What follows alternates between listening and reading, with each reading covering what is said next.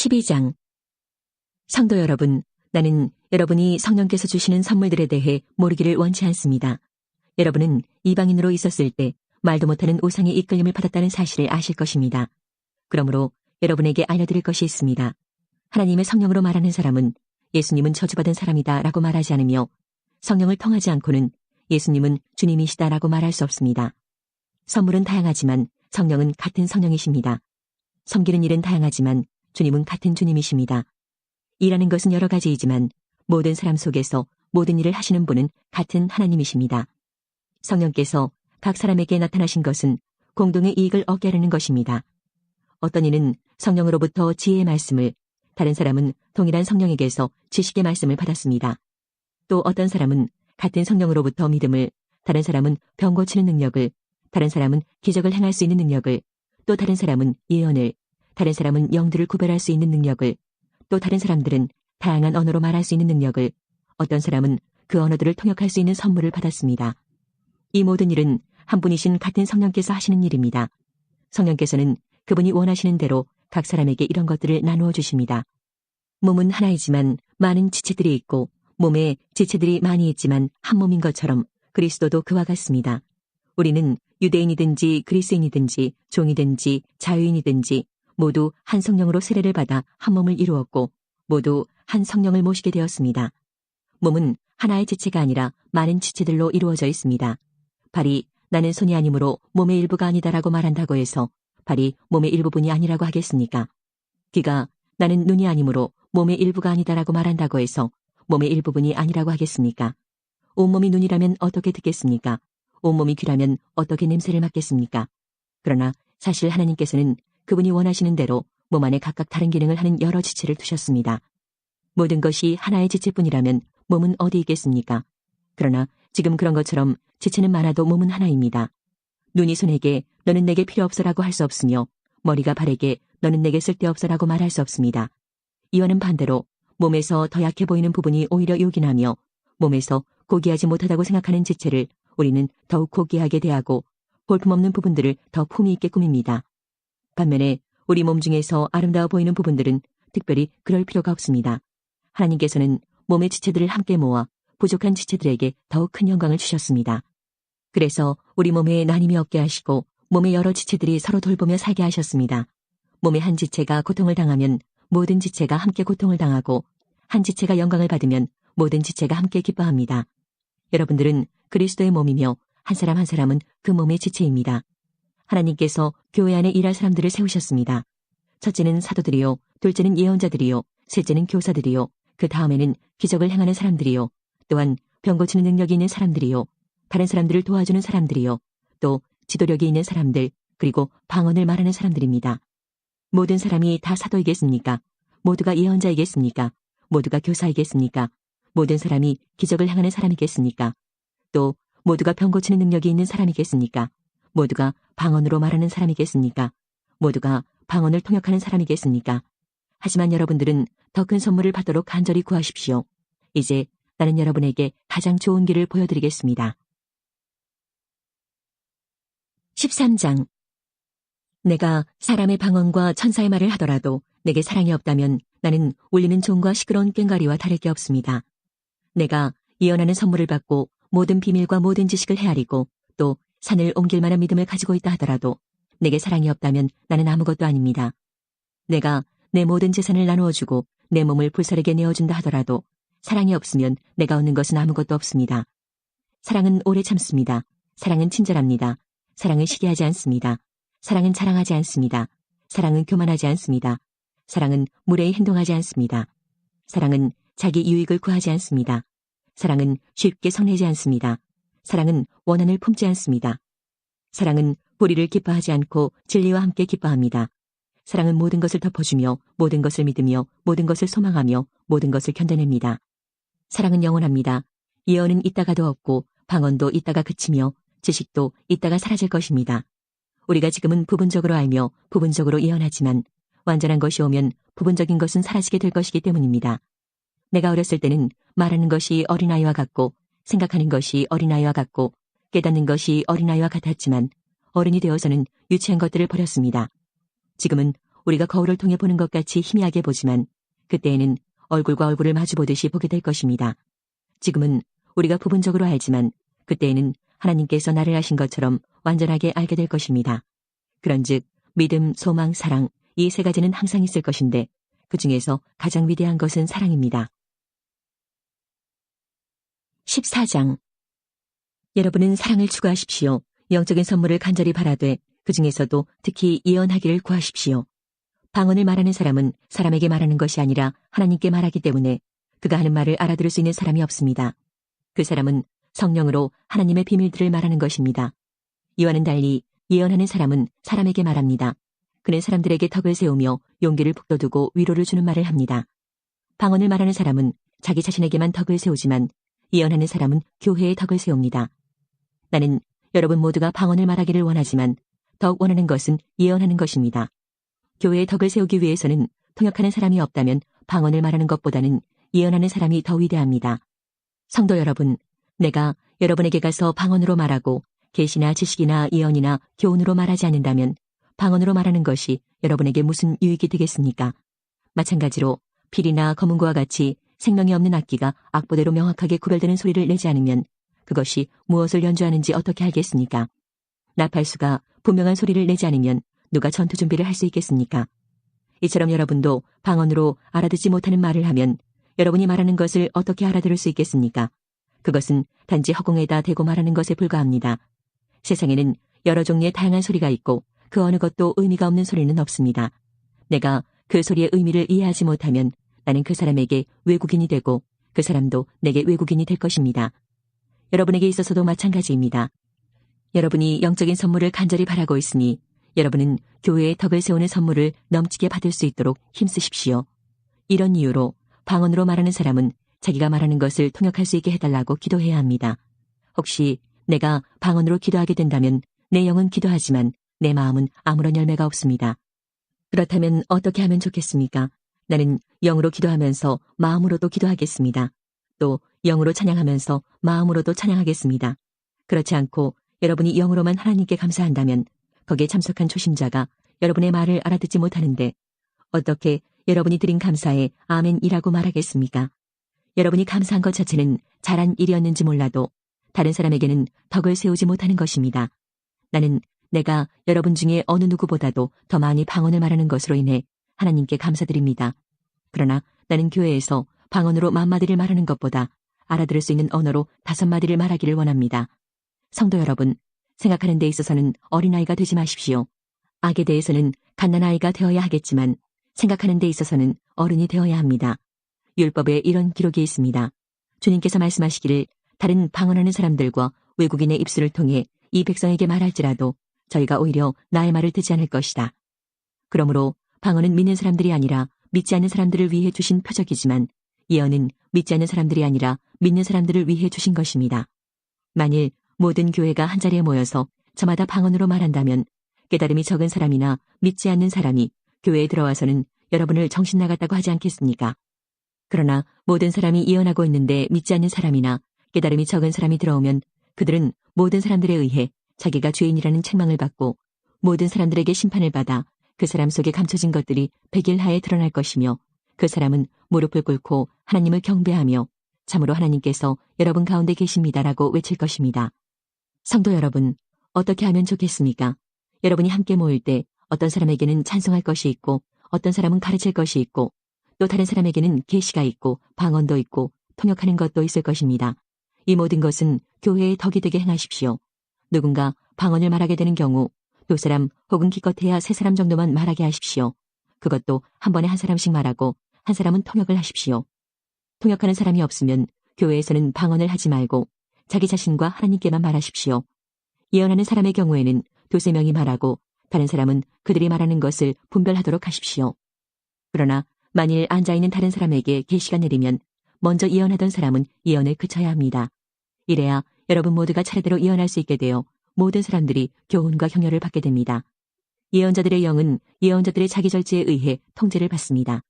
하나님은 무질서의 하나님이 아니라 평화의 하나님이십니다. 성도들의 모든 교회에서 그렇게 하듯이 여자는 교회에서 말없이 있어야 합니다. 여자들이 말하는 것은 허락되지 않았습니다. 율법에서 말하듯이 여자들은 복종해야 합니다. 혹시 배우고 싶은 것이 있으면 집에서 자기 남편들에게 물어보십시오. 여자가 교회에서 말하는 것은 여자 자신에게 부끄러운 일입니다. 하나님의 말씀이 여러분에게서 나왔습니까? 아니면 하나님의 말씀이 여러분에게만 내렸습니까?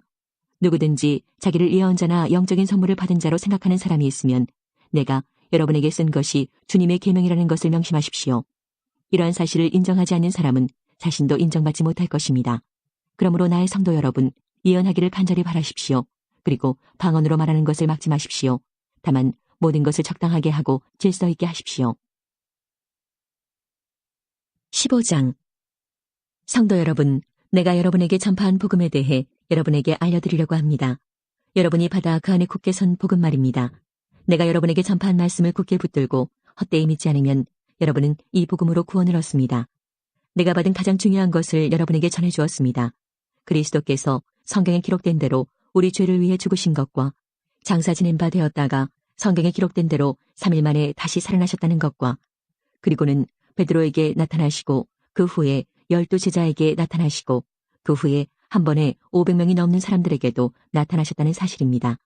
그 사람들 중에는 이미 죽은 사람들도 있지만 대부분은 아직도 살아있습니다. 그 후에 야고보에게 그 다음에 모든 사도들에게 나타나시고 맨 마지막으로 조사나와 같은 나에게도 나타나셨습니다. 나는 모든 사도들 중에서 가장 작은 사람입니다. 나는 과거에 하나님의 교회를 핍박했던 사람이기 때문에 사도라고 불릴 자격이 없습니다.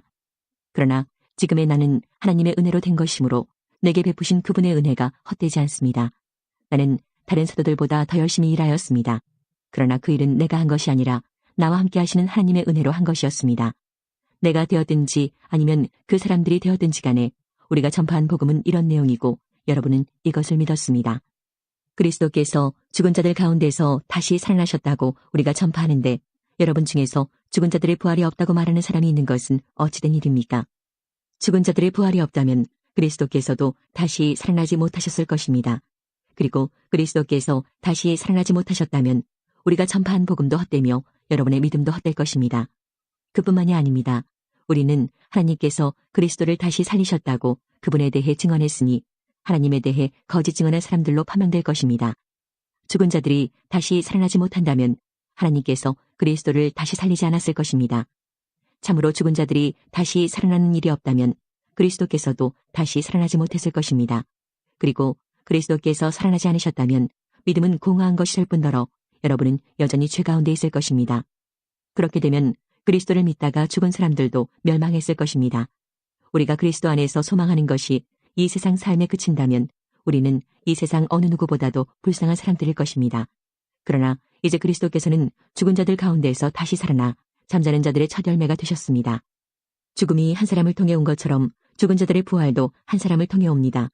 아담 안에서 모든 사람이 죽은 것 같이 그리스도 안에서 모든 사람이 생명을 얻게 될 것입니다. 하지만 각각 차례가 있습니다. 첫 열매이신 그리스도께서 먼저요. 그 다음에는 그리스도께서 재림하실 때 그리스도께 속한 사람들입니다. 그리고 나서 그리스도께서 모든 권력과 모든 권세와 능력을 멸하고 나라를 하나님 아버지께 돌려드릴 마지막 때가 올 것입니다. 그리스도께서는 모든 원수를 자기의 발 아래에 두실 때까지 당연히 왕노릇해야 합니다. 그리스도께 멸망받을 마지막 원수는 죽음입니다. 성경에 하나님께서 모든 것을 그분의 발 아래 복종시키셨다라고 기록되어 있습니다. 여기서 모든 것을 그분의 발 아래 복종시킨다고 할 때는 모든 것을 그리스도 아래 두신 하나님 자신은 그 안에 포함되지 않는다는 것이 분명합니다. 하나님께서 모든 것을 하나님의 아들 아래 복종시키실 때에는 아들 자신도 모든 것을 자기 아래 두신 아버지께 복종할 것입니다. 그리하여 하나님께서 우주의 주님으로서 만물을 지배하실 것입니다. 죽은 자들이 다시 살아나는 일이 없다면 죽은 자들을 위해 대리로 세례를 받는 사람들은 왜 세례를 받는 것입니까?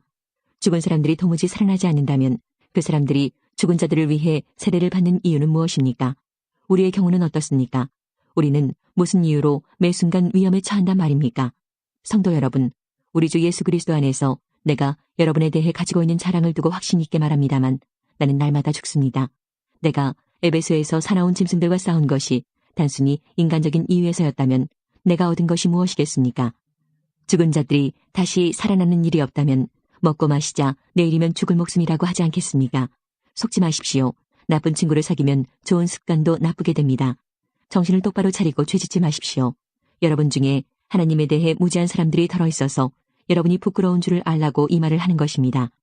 그러나 죽은 자들이 어떻게 다시 살아나며 또 그들은 어떤 몸으로 나오게 되느냐라고 묻는 사람이 있을 것입니다. 참으로 어리석습니다. 여러분이 뿌리는 씨는 죽지 않으면 살아나지 못합니다. 여러분이 뿌리는 것은 다 자란 몸이 아니라 밀이든 그 밖에 다른 곡식이든 단지 그 씨일 뿐입니다. 그러나 하나님께서는 그분의 계획대로 뿌린 것에 몸을 주시며 씨앗 하나하나에 각각 알맞는 몸을 주십니다. 모든 육체가 똑같지는 않습니다. 사람의 육체가 있고 동물의 육체가 있으며 새의 육체가 있고 물고기의 육체가 있습니다. 또한 하늘에 속한 몸만 있는 것이 아니라 땅에 속한 몸도 있습니다. 그러나 하늘에 속한 영광과 땅에 속한 영광이 각각 다릅니다. 해와 달과 별의 영광이 각각 다르고 별들 사이에서도 그 영광은 각기 다릅니다. 죽은 자들의 부활도 이와 같습니다.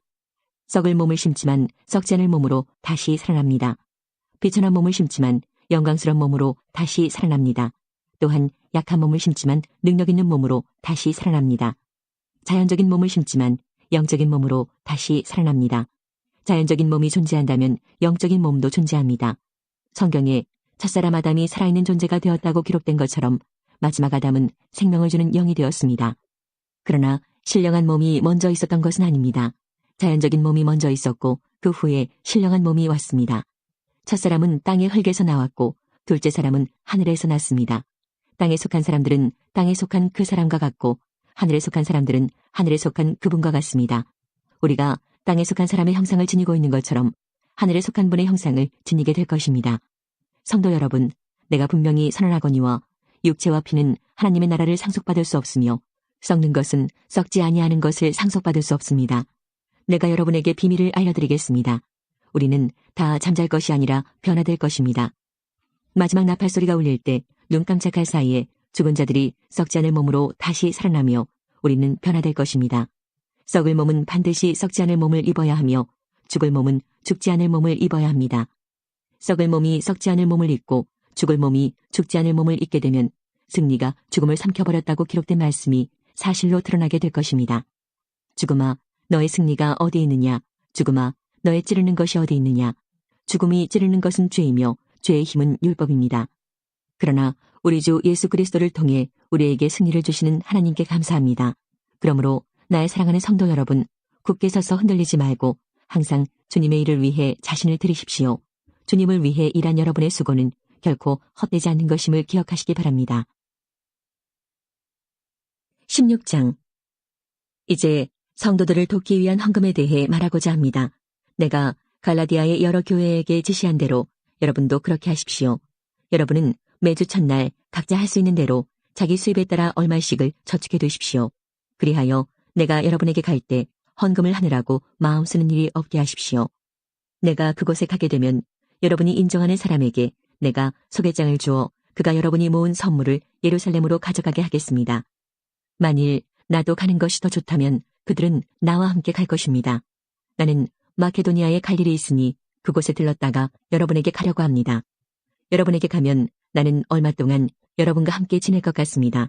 어쩌면 그곳에서 겨울을 날지도 모르겠습니다. 그런 뒤에 다음 목적지가 어디든지 간에 여러분이 그리로 나를 보내주시기 바랍니다. 나는 지금 지나가는 길에 잠깐 들러 여러분을 보내는 것이 아닙니다. 주님이 허락하신다면 한동안 여러분과 함께 지내고 싶습니다. 그러나 오순절까지는 에베소에 머물 예정입니다. 나를 대적하는 자들이 많기는 하지만 많은 일을 할 수 있는 큰 문이 내게 열려있기 때문입니다. 디모데가 그리로 가면 여러분과 지내는 동안 아무런 두려움이 없게 해주십시오. 디모데는 나와 마찬가지로 주님을 위해 일하는 사람입니다. 그러니 아무도 그를 업신여기지 마십시오. 디모데가 평안한 마음으로 내게 돌아오게 해주십시오. 나는 다른 성도들과 함께 디모데를 기다리고 있습니다. 형제 아볼로에 대해서 말씀드립니다. 나는 아볼로에게 성도 여러 명과 함께 여러분을 방문하라고 몇 번 권했으나 지금은 가고 싶은 마음이 없는 것 같습니다. 그러나 아볼로는 기회가 되면 여러분을 보러 갈 것입니다. 깨어 믿음에 굳게 서서 용감하고 강건하십시오. 모든 일을 사랑으로 하십시오. 내가 여러분께 권합니다. 여러분도 아시겠지만 스데바나 집안 사람들은 아가야 지방에서 제일 먼저 그리스도인이 된 가정이며 성도들을 섬기는 일에 헌신한 사람들입니다. 여러분은 이런 사람들과 또 그들과 함께 수고하는 모든 사람들에게 순종하십시오. 스데바나와 부드나도와 아가이고가 와서 나는 참 기쁩니다. 여러분을 만나지 못해 아쉬웠던 것을 이 사람들이 충족시켜 주었기 때문입니다. 이 세 사람들은 내 마음과 여러분의 마음을 상쾌하게 해주었습니다. 여러분은 이런 사람들을 알아주시기 바랍니다. 아시아의 여러 교회가 여러분에게 문안드립니다. 아굴라와 브리스가와 다 함께 이 두 사람의 집에 모이는 교회가 주님 안에서 여러분에게 진심 어린 문안 인사를 드립니다. 이곳에 있는 모든 성도들이 문안드립니다. 여러분은 거룩한 입맞춤으로 인사를 나누십시오. 나 바울은 이 마지막 인사를 내 손으로 직접 쓰고 있습니다.